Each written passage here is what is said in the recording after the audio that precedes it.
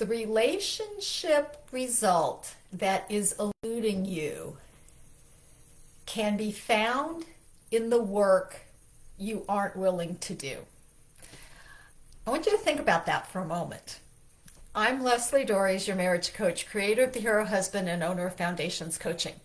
And I read that in a blog post a few weeks ago, and I felt like I got slapped upside the face because it is so true. And again, I want to say it again. The relationship result that is eluding you can be found in the work you're not willing to do. Now, I hear you when you say, Lesli, I've been trying all these different things. And in reality, you probably haven't. We generally tend to do one of two things. What in my line of work is called first order change, which is doing more of the same, just doing it more, getting louder, having the same conversations over and over again that never seem to get you anywhere. What really makes a difference is what we call second order change, doing something different. And here's the deal. Nobody has to go to relationship school. I really think they should. I don't think anybody should be allowed to graduate from high school without having to take a course in relationships. Because relationships are always based on two people. You and whoever you're in a relationship with. And it's easy, really, really easy to just look at the other person and say, well, if they would just do things differently, our relationship would be great. Guess what? They're saying the same thing and you end up stuck. And you do the same thing over and over again and hope for a different result, which even though Einstein didn't say it, it is one definition of insanity. The trick is to do something different. Now I'm going to tell you, I don't think that either partner should opt out of a major aspect of marriage. So whether that's communication, finances, running of the household, parenting, intimacy, any of the time, any of those things. Nobody should opt out of them. I've heard people say, well, I don't understand money, or I don't understand finances, so I'm going to leave it to my husband. Or somebody else who says, this intimacy thing just takes too much work and I'm just going to let it go by the wayside. Now, my viewpoint is if both of you are in agreement about what's going on in your marriage, great. But here's the deal. Quite frequently, one of you isn't happy. In January, New Year, is the time when people make all kinds of changes. And a lot of the changes that they make aren't about making the marriage better. It's about how to get out. January is the month where a lot of divorces are initiated. And many of those divorces are initiated by women. Now, I don't think that women are that much better at relationship than men are. I really, really don't.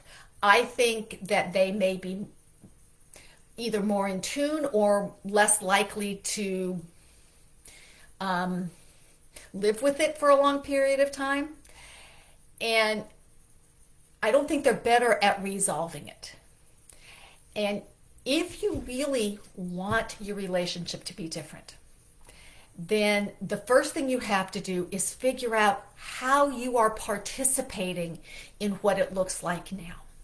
Now that could look like not having hard conversations or not learning how to have hard conversations to resolve these issues. A lot of times what I see with men is that they don't want to push things because they don't know what to do when their wife gets upset. Sometimes she gets upset as a defense mechanism or a way to get out of the conversation, but I don't think that's the usual thing. These things are really, really hard. And how you have the conversation, when you have the conversation, really makes a difference. But if there is an aspect of your relationship that you are not happy with, then you have been allowing it, and I don't mean intentionally, but you've been allowing it to continue. I mean, a while back, I got an email from somebody who said that his marriage has been sexless for 50 years and his wife seemed to be okay with it. And in my mind, I'm going, you think? And if he wasn't okay with it, why 50 years? Why 1 year? And part of it is because you don't know how to successfully have this conversation. And that's where I can come in. That's what I do. And if you haven't downloaded my free guide to having difficult conversations, to tackling tough conversations, I invite you to either put a message down below and with your name, and and just say I'll send it to you.